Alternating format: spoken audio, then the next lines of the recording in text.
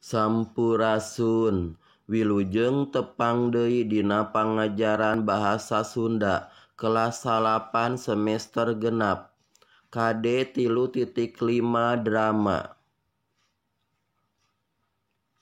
Drama teh ngabogaan ciri nyaeta ngagunakeun kalimah langsung. Kalimah langsung nyaeta sok dikedalkeun ku palaku. Biasana sok digunakeun dina dialog. Ciri pangutamana aya konflik anu khusus disusun pikeun pertunjukan teater. Struktur drama diwangun ku genep aspek. Hiji, palaku teh nyaeta jalma anu ngalalakonkeun dina naskah drama. Palaku dina naskah drama bisa 2 urang atawa leuwih ti 2 urang, welasan jalma atawa puluhan jalma. Lamun palaku nangan saurang disebutna drama monolog. Palaku dina drama aya anu kaasup palaku utama, aya anu kaasup palaku pangrojong atawa pendukung, aya oge anu kaasup palaku tambahan atawa figuran. 2. Babak jeung adegan. Anu ngabagi-bagi karangan drama. Dina hiji babak dilalakonkeun kajadian-kajadian di hiji tempat dina saruntuyan waktu. 3. Candraan. Dina awal babak nerangkeun kaayaan latar suasana kajadian. 4. Paguneman nyaeta kalimah langsung para palaku anu silih tempas saling menjawab. 5. Prolog jeung epilog. Prolog ditulis di awal drama jadi manggala sastra dieusi ku katerangan atawa pamanggih pangarang ngeunaan lalakon anu baris disuguhkeun.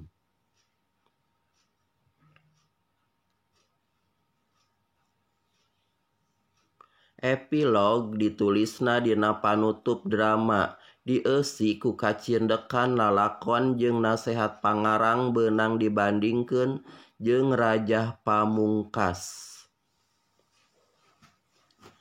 Kalimah langsung jeung kalimah teu langsung. Hiji, kalimah langsung nyaeta kalimah nu nuduhkeun ucapan langsung, biasana mangrupa cutatan nu diwatesan ku lentong atawa tanda baca. Cirina dihapit make tanda kekenteng atawa tanda kutip. Contona buka buku kaca 23, tanda seru tanda kutip saur bu guru ka barudak titik diawali tanda kutip. 2. Kalimah teu langsung nyaeta kalimah anu nuduhkeun ucapan teu langsung. Biasana tanda nyutat deui omongan panyaturna, tapi diganti ku ungkara nu tangtu. Cirina ku ayana kecapa nyambung yen. Contona, bu guru sasauran ka barudak, sangkan muka buku kaca 23 diakhiri tanda titik. Kaca bahasa Indonesianya halaman.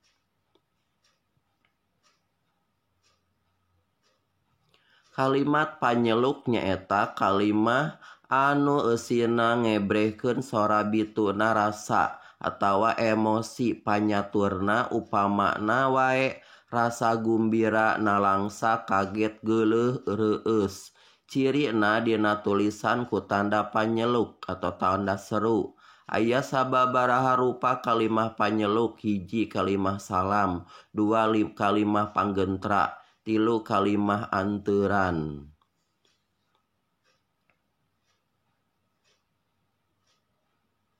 Hiji, kalimah salam nyaeta kalimah panyeluk anu wangunna matok. Biasana dipake waktu tepung jeung jalma lian, boh ngamimitian atawa mungkas omongan. Contona, wilujeng enjing, assalamualaikum, sampurasun. 2. Kalimah panggentra nyaeta kalimah panyeluk anu diwangun ku nyebut ngaran, gelar, sesebutan atawa pangkat. Geus ngagentraan atawa nyalukan jalma lain. Contona Asep, Pak Guru, beca.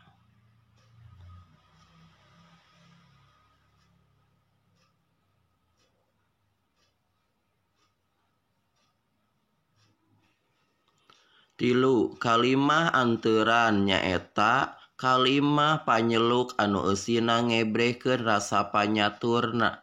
Biasana tumali jeung kanyeri kareueus. Contona aduh, euleuh, asik, hei.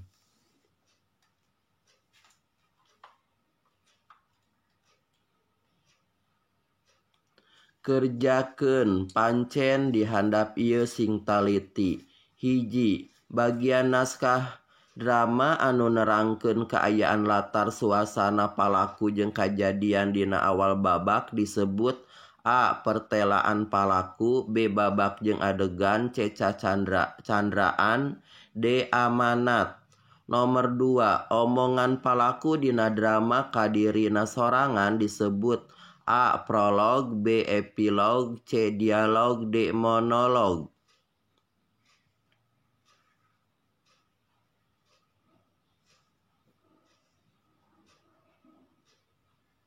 Tilu, kacindekan hiji lalakon atawa nasehat pangarang dina drama disebut A. Prolog, B. Epilog, C. Dialog, D. Monolog.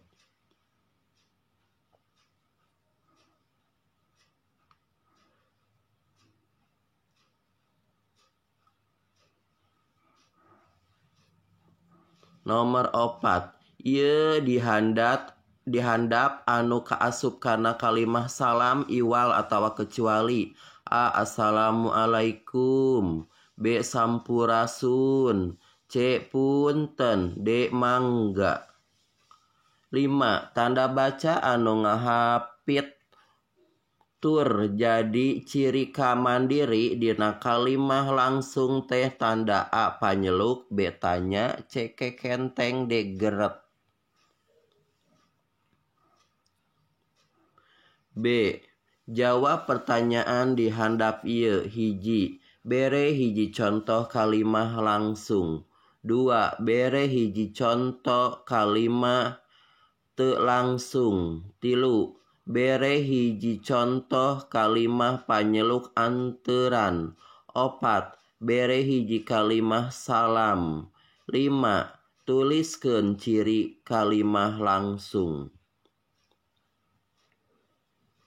Sok dikerjakeun sing bener jeung jelas lewat Classroom. Hatur nuhun, sampurasun.